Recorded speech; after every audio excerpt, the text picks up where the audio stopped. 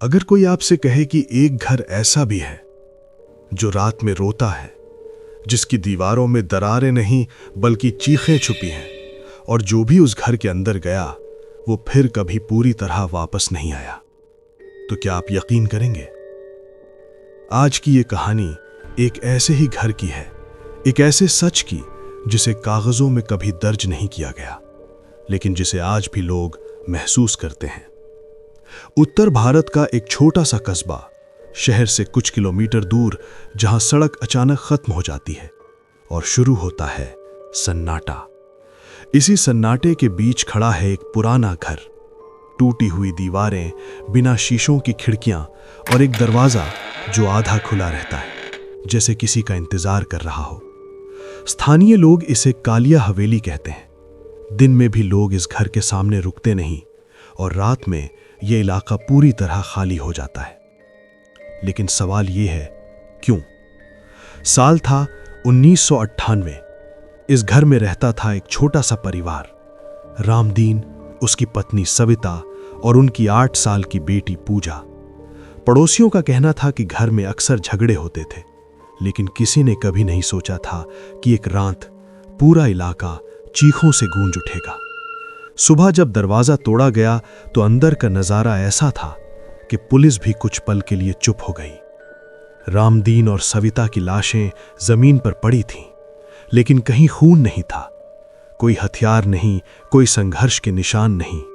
पूजा वहां नहीं थी, न जिंदा न मरी हुई, बस गायब। केस फाइल में लिखा गया, अनसुलझा मामला। घर को सील कर दिया गया, लेकिन कहानी वहीं खत्म नहीं हुई। कुछ ही दिनों बाद आसपास रहने वाले लोगों ने अजीब बातें बतानी शुरू की। रात के ठीक 2 से 3 बजे के बीच एक बच्ची के रोने की आवाज, मां, मुझे घर जाना है। कभी किसी को लगता जैसे कोई सीढ़ियां चढ़ रहा हो, कभी खिड़की से कोई झांक रहा हो, और जब लोग बाहर निकलकर देखते तो वहां कोई नहीं होता, बस एक अजीब सी ठंडक और दिल को दबा देने वाला डर। साल बीतते गए, लेकिन वो आवाजें नहीं रुकी। फिर आया साल 2012।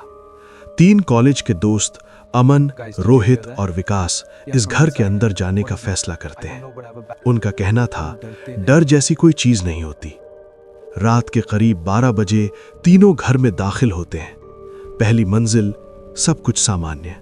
दूसरी मंजिल पर पहुंचते ही कैमरा अचानक बंद हो जाता है और उसी पल सीढ़ियों से किसी के उतरने की आवाज आती है। अमन चिल्लाता है, कौन है वहां? कोई जवाब नहीं। और फिर एक बच्ची की हंसी। उस हंसी में मासूमियत नहीं थी, वो हंसी बहुत पुरानी लग रही थी। कुछ मिनट बाद अमन और रोहित बाहर भागते हैं, लेकिन विकास कभी बाहर नहीं आया, आज तक। पुलिस ने तलाशी ली, लेकिन कुछ नहीं मिला, सिवाय दीवारों पर बने उन खरोच के निशानों के जो बाहर की तरफ नहीं, अंदर से बाहर की ओर थे, जैसे कोई वहां से निकलना चाहता हो। एक कमरे में बच्चों की छोटी सी चप्पल मिली, जिस पर धूल नहीं जमी थी, जबकि बाकी घर सालों से बंद था। रिपोर्ट के आखिरी पन्ने पर सिर्फ एक लाइन लिखी गई, इस केस को दोबारा ना खोला जाए। सालों बाद एक रिटायर्ड चौकीदार ने एक बात बताई। उसने कहा, मैंने उस रात पूजा को देखा था, लेकिन वो जमीन पर नहीं चल रही थी, वो सीढ़ियों के ऊपर हवा में खड़ी थी, और उसके पीछे कोई और था, जिसका चेहरा कभी साफ दिखाई नहीं दिया। कुछ लोग मानते हैं कि पूजा की आत्मा आज भी उस घर में कैद है, और जो भी वहां जाता है वो घर उसे छोड़ने नहीं देता। आज भी अगर कोई रात में उस हवेली के पास जाए तो अंदर से एक सवाल सुनाई देता है, क्या तुम भी मुझे छोड़कर जाओगे? और सबसे डरावनी बात यह है, वो आवाज हर इंसान को उसके नाम से पुकारती है। कुछ घर सिर्फ ईंट और पत्थर के नहीं होते, कुछ घर यादों से बनते हैं, और कुछ उन लोगों से जो कभी बाहर नहीं निकल पाए।